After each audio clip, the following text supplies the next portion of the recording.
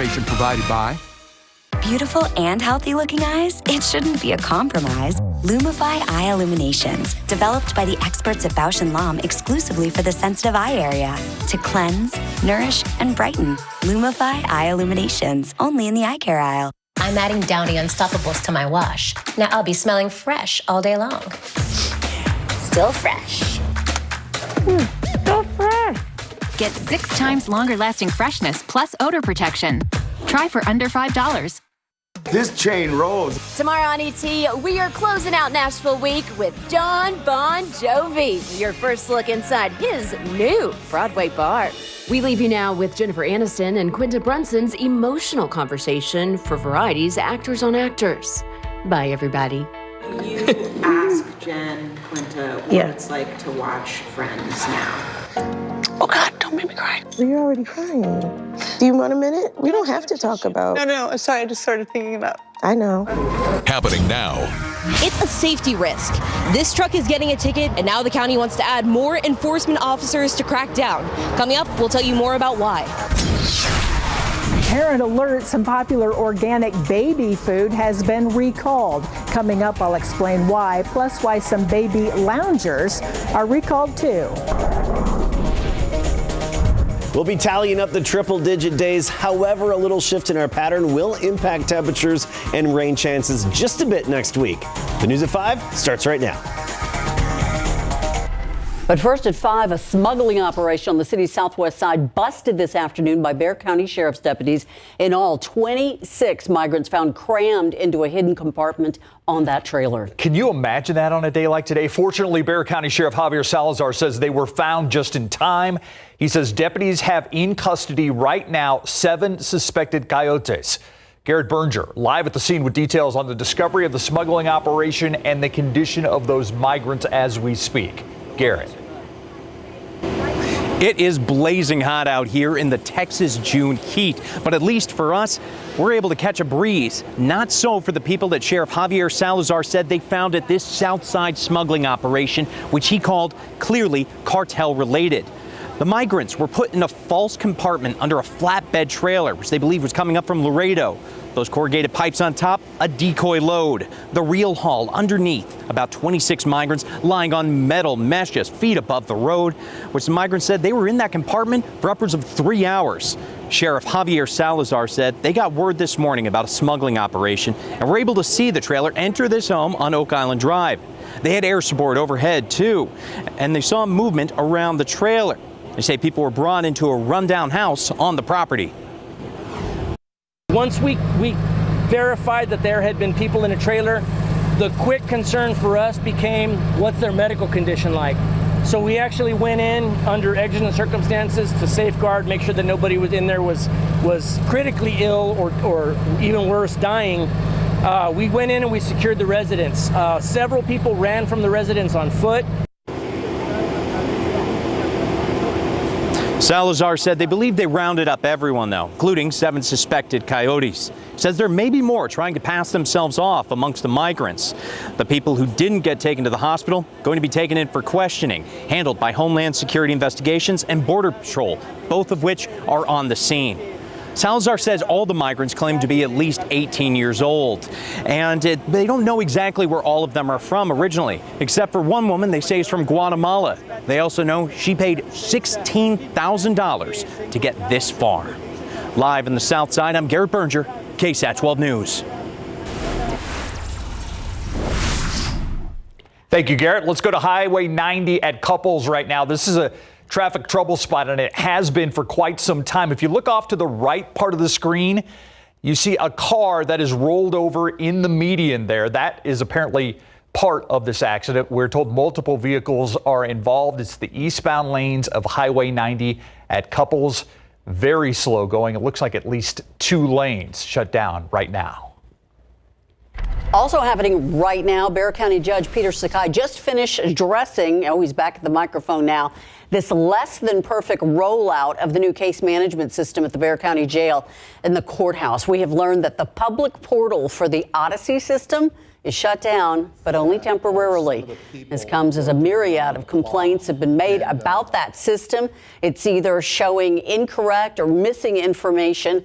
The new system launched on Sunday, and since then, judges, attorneys, law enforcement agencies have been running into issues. Now, while it was supposed to be helping all the departments coordinate involved in a criminal case to access a file, update it, input information as that information becomes known, there were some problems, and some defendants say they were kept jailed days longer than necessary after they paid their bond. So, as they continue to work out all this new software, the county says anyone who needs to look up information records can still get it, but they have to do so by contacting the county clerk and the district clerk directly. In the meantime, the problems have prompted not one, but two news conferences. The one that's going on right now is the latest one to address the issue. We will have an update coming up for you at 6 with a complete rundown of what everybody is saying now. It's been a mess so far. Well, new at 5, putting public profit over public safety. That's how some people took a Bexar County constable's comments. Precinct 4 Constable Kimberly Brown and other constables spoke in favor of giving each precinct what's called a weight enforcement officer. Now, they are responsible for making sure that large trucks follow state regulations. Commissioners ended up approving that plan. As the constables in question tells our Daniela Ibarra, her comments are just part of a larger conversation going on. It's not a typical traffic stop. Deputy Damian Hall says this truck wasn't in compliance with state regulations. Their right mud flap was a little too high. They had no reflective tape on the back, as well as their tailgate wasn't latched all the way. Deputy Hall is a weight enforcement officer. His day starts out with paperwork. And then the rest of my day is out on the highways and some of the side roads, inspecting trucks, going over and checking weights, licensing. Why do you think the county needs more of these weight enforcement officers? The main thing for me is because we don't have anybody focusing on it except for me. Several constables, including his boss, Precinct 4 Constable Catherine Brown, asked the commissioners to add more across the county. While others focused on safety, she talked about the money. Any citation can average between $5,000 to $15,000 per stop.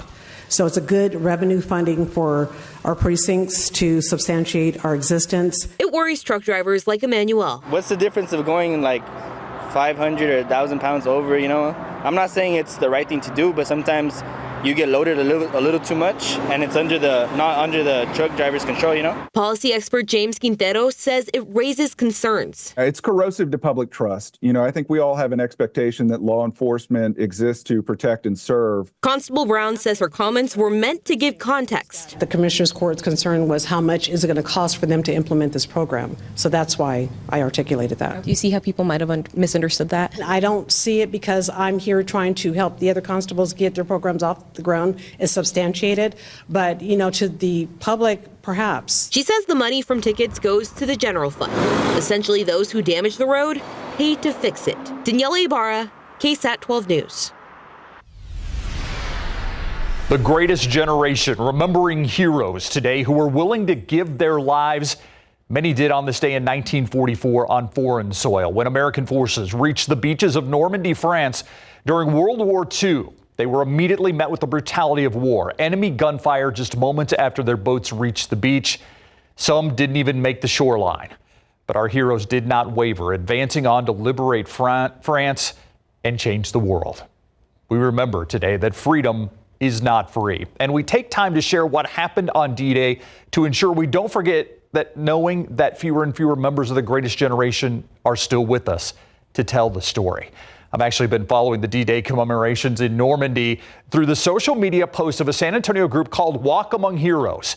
They make sure that veterans get to travel back to the battlefields they once fought on, and younger vets get to meet and talk with the older generation.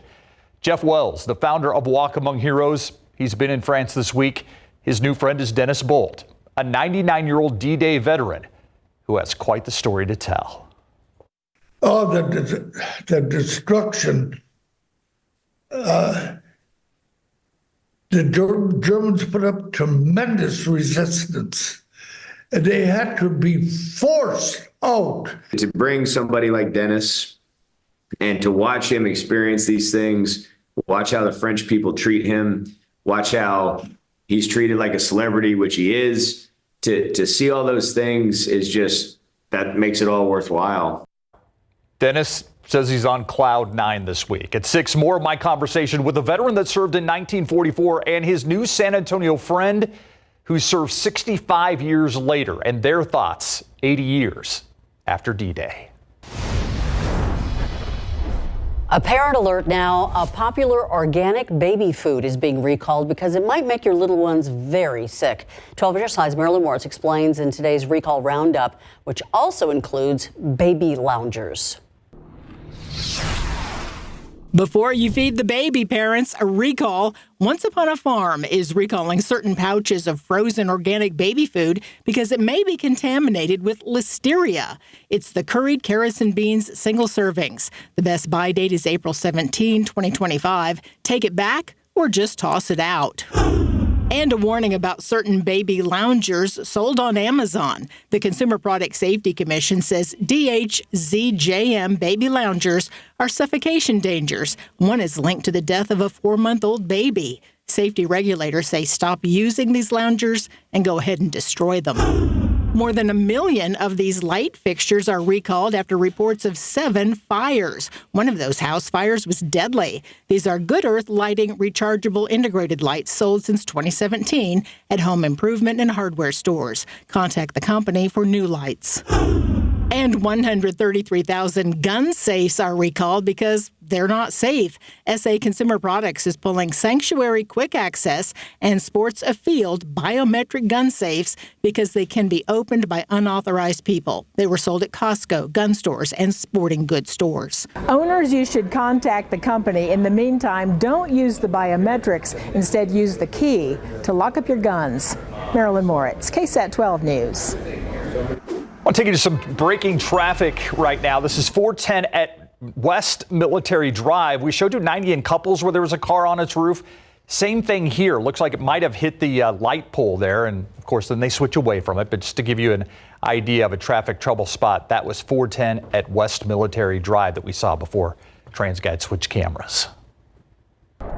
And would you look at this? Looks like this hour we jumped up to 100 degrees, so that will be our high temperature for the day today. When you factor in the humidity, it feels like 106, not as bad as heat indices just earlier this week when we had the all-time record heat index of 117, because we're getting more mixing. Drier air aloft is mixing downward, and that's helping us out a little bit in the humidity department during the hottest part of the day.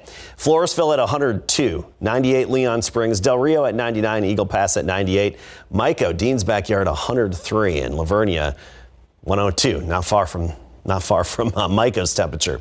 By 8 o'clock, we're at 95, 10 o'clock, 89, midnight, we're at 83 degrees. So falling through the 90s, then the 80s tomorrow morning, upper 70s right near 80 degrees when we start the day tomorrow. Still a little bit of a pattern shift as we get into next week. We're going to talk about that, what it means for our rain chances and temperatures in just a bit. I'm Danielle Ibarra. I'm with KSAT's Behind the Kitchen Door. It's back. It's been on hiatus, but happening tonight. KSAT's Behind the Kitchen Door returns with a brand new episode. Danielle Ibarra visits a Korean barbecue restaurant whose permit was pulled because of gross and unsanitary conditions. Have they cleaned up their act? Find out tonight on a brand new episode of BKD. It's on the Night Beat. Still ahead, a new vaccine could be the treatment some pancreatic cancer patients get to keep them in remission, how it works, and how soon it could be available. I'm Myra Arthur here in the KSAT newsroom. Coming up on the news at 6 o'clock today, a court battle over the future of the First Baptist Church of Sutherland Springs. After 26 people died there in a mass shooting in 2017, should this church be torn down? That was the basis of a recently filed lawsuit. Coming up at 6 o'clock, we speak with one of the plaintiffs who says survivors and victims' families were not included in a deciding vote on this issue. But the former pastor says everything was done correctly. What happens next? Today at 6. Thank you, Myra. In today's health headlines, a clinical trial underway for a vaccine to possibly prevent the reoccurrence of one of the deadliest forms of cancer, pancreatic cancer. The vaccine in a phase 1 clinical trial right now. The vaccine only offered to patients whose pancreatic cancer could be surgically removed. Researchers hoping that the vaccine would help people stay cancer-free for longer by helping the body make immune cells that would fight the cancer cells. Of the 16 people who participated in the study, half of them made immune cells to target their cancer. People who made immune cells against their cancer did not have the cancer come back Unfortunately, those patients that did not respond to the vaccine saw cancer return a little more than a year later. Researchers stress this possible vaccine is in the early study phase. A lot of research still needed before it would be approved for mass use. In other health headlines, you may love your tats, but they may not like you back. In fact, a new study from Sweden showing a possible link between tattoos and a form of cancer called malignant lymphoma. Researchers found the cancer was present in people with at least one tattoo, and they had a 21% higher risk as compared to people with no tattoo. It's not really clear why. One theory is that a tattoo can cause a low-grade inflammation, and that can trigger that cancer. Another theory is that the ink itself gets into the lymph system. Many experts say the study doesn't really show a statistically significant increased risk, but agree more research here is needed. One big factor that needs a closer look is that there is no difference in risk between people with one tattoo and those who are covered in them. All right, let's look outside with live cam right now. Triple digits. Are they record-breaking triple digits, Adam? Not record-breaking yet, but we'll have full confirmation coming up at 6 o'clock should we have a record breaker. It doesn't look like we will in San Antonio because the record high is 104, and so far we're teetering around 100, just about 101. The new drought monitor is in. Let's take a look at it. This is actually last week's drought monitor. I want to give you a comparison. This is what we had previously, and now 3, 2, 1. I'm going to fade it into the current drought monitor. And you see how we actually had a worsening of the situation along the Rio Grande. I'll show you one more time here. This is this week's drought monitor.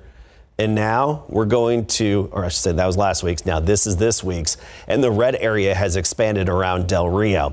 Still just fine. Gonzales, Hallettsville, LaGrange, Houston, and parts of the coastal bend, and even just due south of San Antonio, some pockets of no drought. But for us around here, we're still dealing with the drought conditions. Of course, we need more rainfall. We all know that. Rain chances going forward, pretty bleak. We still have that 20% chance Monday and Tuesday of next week.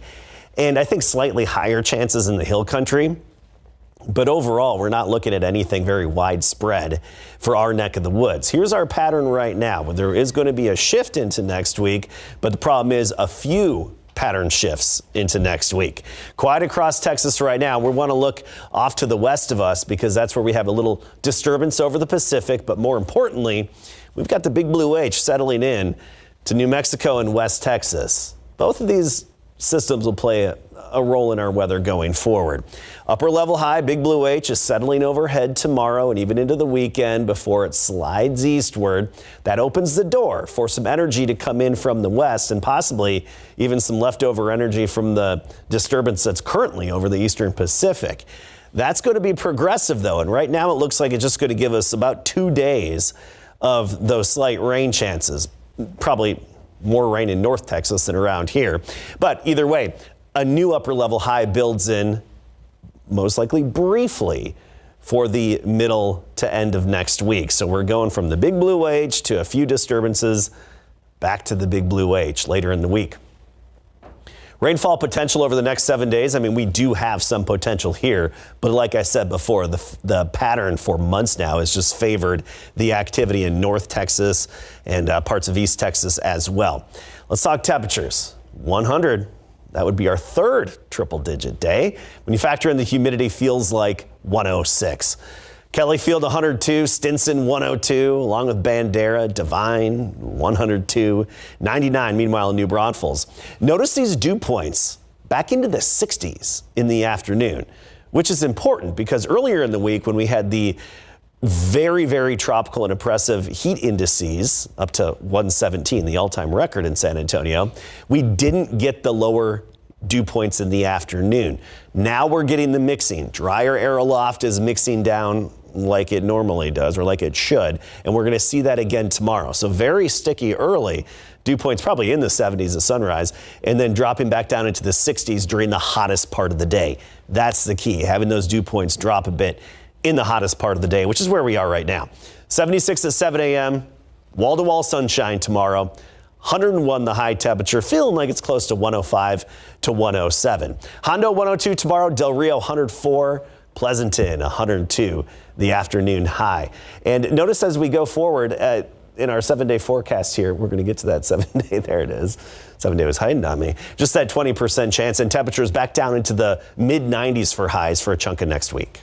Just running sluggishly in this heat. That's all. Thanks, Adam. Aren't we all Yes. running sluggishly in this heat? All right, finals get underway tonight. I'm not sure who I'm rooting for. I think I'm just rooting for good games. I want to see good games. I don't want to see any overtime games since they're right here on KSAT 12. Yeah. So let's end these babies in regulation, okay? So NBA Finals tonight at TD Garden. The Mavs know that's not the easiest place to play. And the Texas Longhorns at the Women's College World Series facing a must-win coming up. The NBA Finals will tip off tonight with the Dallas Mavericks at the Boston Celtics. Boston swept the Pacers in the Eastern Conference Finals, while the Mavs needed 5 games to dispose of the Timberwolves in the Western Conference Finals. Now, going to TD Garden to play ball is no easy task. The place is loud, and some fans there, well, they're not the friendliest to the opposition. Former Celtics guard Kyrie Irving doesn't seem all that concerned. There's no fear out here, man. It's basketball. The fans are going to say what they're going to say. I appreciate them and their relationship they have to the game. But it's about the players at the end of the day. I think it's very loud crowd. Everybody knows that. You know, they've been known for that. It's hard to play in this place. The crowd is amazing for their team. And all I got to say is we got to, stay together. It's us against them. So we got to stay together. But it's going to be really hard to play in this crowd. Derek White and the Celtics advanced to the NBA Finals in 2022 and lost to the Warriors in 6 games. Losing in the finals is a bummer for sure, but also serves as a learning tool. I hate that I had to go through it. I wish we would have won. But I'm a firm believer in everything happens for a reason. There's a lesson to be learned in every situation. And I do feel a lot different this time, this go around. 2 years later, I'm excited for the opportunity for us to get the job done. The Celtics and Mavericks will play ball tonight at 7:30 here on KSAT 12. Oklahoma beat Texas 8-3 in Game 1 of the Women's College World Series Championship Series last night. OU scored first via a 2-run homer in the first inning, and they never looked back. Texas has been here before this season, most recently in the Austin Super Regional when they dropped Game 1 to the Aggies, only to win the next 2 to keep their season alive. I think that we've done a good job of shifting the momentum. We've done it, OU regular season series and then against A&M in the Super Regional. We're a tough team, so I think that as long as we stick together and put our heads together, do the job, we'll be just fine the next 2 games. Texas and Oklahoma will play ball tonight at 7. Oklahoma is 1 win away from its 4th consecutive World Series title, which would be a new record. Wow, I did not realize that. Yeah. Knew they were good. They're really good. Now they know they're really good. We'll be right back. Tomorrow, another triple-digit day. It should mark our 4th here in San Antonio, officially speaking. Castroville 102, Seguin 100, and it's going to be more of the same. A lot of sunshine, triple-digit weather all the way through the weekend. But luckily, the afternoon humidity, not as bad. So we have that going for us. Slight chance of storms earlier in the week. Thanks, Adam, and thank you for watching the News at 5 with us. See you at 6.